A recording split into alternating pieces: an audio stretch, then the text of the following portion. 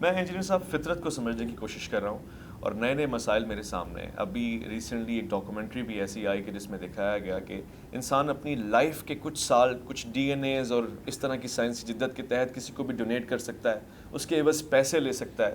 مثلا میری عمر اگر 35 سال ہے تو میں اپنے 5 سال کسی کو دے دوں اور اس کے عوض مجھے ایک بھاری بھرکم اماؤنٹ مل جائے اور میں 40 سال کا ہو جاؤں گا, میرا ڈی این اے 40 ایئرس کی ایج کا ہو جائے گا. یہ تمام چیزیں اسلام اس کو کس نگاہ سے دیکھتا ہے؟ فطرت کے متصادم ہے یا پھر اسلام اس میں کوئی راستہ نکالتا ہے؟ یہ معاملہ ایوالو ہوا ہے یا نہیں ہوا؟ جس طرح کلوننگ کے اوپر کتنے تجربات ہوئے اور اس کے اوپر لوگوں نے بڑی تباہ آزمائی کرنی شروع کی, الٹیمیٹلی ڈس آرڈر ہی اس سے نکلا ہے, آرڈر کوئی پروڈیوس نہیں ہوا. اس میں بھی اگر کوئی ایسے معاملات ہو جاتے ہیں تو ہم اس کو آج کل جو اس کے قریب ترین کوئی بات ہے تو وہ آرگن ڈونیشن والا معاملہ ہے. اس کے بارے میں علماء کی رائے آ چکی ہے اور میں سمجھتا ہوں کہ قرآن و سنت کے دلائل کی روشنی میں وہ رائے سب سے بہترین ہے کہ آرگن ڈونیشن اگر کوئی شخص کسی کو کرتا ہے تو وہ اس کو بیچے گا نہیں, بلکہ یہ فی سبیل اللہ کرے گا اور ایک ایسا معاملہ کرے کہ جس سے اس کی اپنی لائف ہرٹ نہ ہو.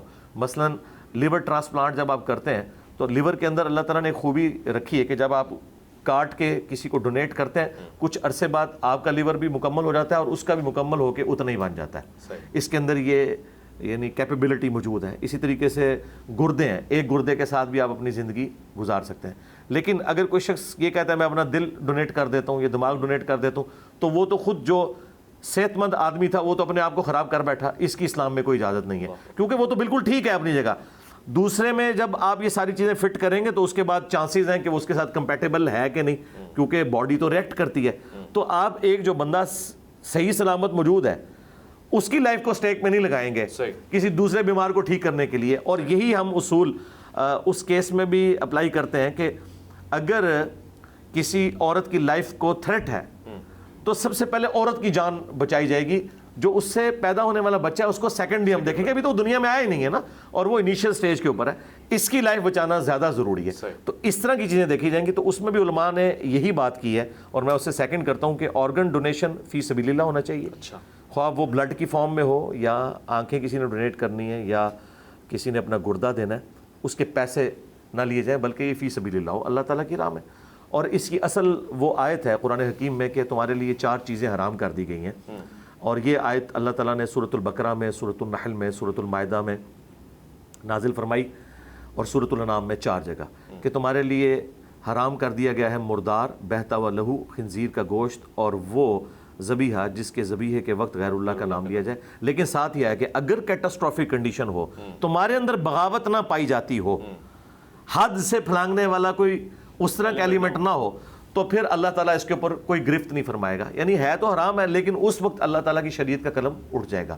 اور اس کا کلائمیکس تو یہاں تک ہے 106 نمبر آیت جو سورۃ النحل کی ہے کہ اگر کوئی شخص زندگی موت کی کشمکش میں کلمات کفر بھی بک دے اور دل میں ایمان اس کے ہو تو وہ کلمات کفر کے اوپر بھی اللہ تعالیٰ گرفت نہیں فرمائے گا.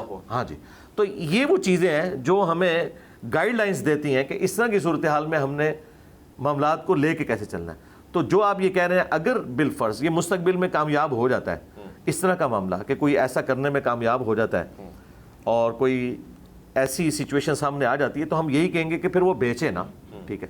باقی رہا وہ مسئلہ جو قرآن و سنت میں ہے کہ جس شخص کی موت کا وقت آ گیا تو نہ ایک لمحے آگے ہوگا نہ پیچھے ہوگا, تو وہ کوئی کمپرومائز نہیں ہوگا.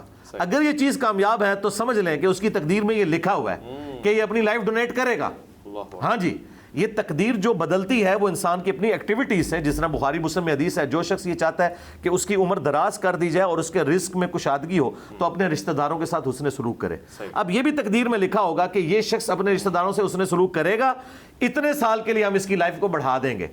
یہ حسن سلوک کرے گا, اس کے عوض اللہ تعالیٰ اس کے رزق میں اتنی برکت ڈال دے گا. تو یہ جو ہونے والی تبدیلی ہے نا یہ بھی اللہ کی ڈیسٹنی میں پہلے لکھی ہوئی ہوگی. اس سے اللہ تعالیٰ کا علم کہیں کمپرومائز نہیں ہوتا. ابھی کئی چیزیں ہیں جو آج کے دور میں ہمارے سامنے آئی ہیں جو پہلے تو لوگوں کو پتہ ہی نہیں تھی, لیکن اللہ تعالیٰ کی ڈیسٹنی میں موجود ہے اور وہ اللہ کا علم اس کے ساتھ خاص ہے. ہمارا تو یہ جنرل عقیدہ ہے کہ جو چیز ہو چکی, جو چیز ہو رہی ہے اور جو ہونے والی ہے سب کی سب اللہ تعالیٰ کے نہ صرف علم میں ہے بلکہ پہلے ہی اس نے لوح محفوظ میں لکھ لی ہے. اس کے اوپر سورۃ الانعام کی آیات وہ گواہ ہیں کہ اللہ تعالیٰ فرماتا ہے کہ اللہ تعالیٰ تمام غیبوں کا جاننے والا ہے جتنے زمین و آسمان کے اندر ہے, خواہ وہ خشکی پہ ہوں یا تری کے اندر ہوں، حتیٰ کہ زمین میں نہ خشکی پہ نہ سمندروں کے اندر کوئی پتہ نہیں گرتا مگر اس کے حکم سے، اور زمین کی گہرائیوں میں کوئی دانہ نہیں پھوٹتا مگر یہ بھی اس کے علم میں ہے، اور یہ ساری چیزیں اللہ تعالیٰ نے پہلے ہی اپنے لوح محفوظ میں لکھ لی ہیں۔ اور سورۃ الحدید میں ہے کہ نہ تمہاری جان میں اور نہ اس پلانٹ ارتھ پہ نہ اس دنیا کے اندر کوئی ایسی مصیبت نہیں کہ جو نازل ہو رہی ہے اور ہم نے پہلے ہی نہیں لکھ لی، اور پھر اللہ تعالیٰ میں یہ اللہ تعالیٰ کے لیے آسان ہے۔ تو اب اس کو ہم کوئی امیجن نہیں کر سکتے کیونکہ ہم کریشن ہے، کریشن اپنے کریٹر کے بارے میں زیادہ زیادہ کیا سوچ سکتی ہے؟ مثلا یہ موبائل انسان نے بنایا ہے، موبائل کس حد تک ایک انسان کے برین کو سمجھ سکتا ہے؟ ڈکٹیشن لینے کی حد تک، بس اس حد تک جتنا ہم نے اس کو رکھا ہے، لیکن یہ ہمیں نہیں جج کر سکتا، ہم تو اسے جج کر سکتے ہیں۔ تو اب کریشن آف دا یونیورس جو ہے یہ اتنی بڑی ہے، تو جو کریٹر آف دا یونیورس ہے سبحان اللہ،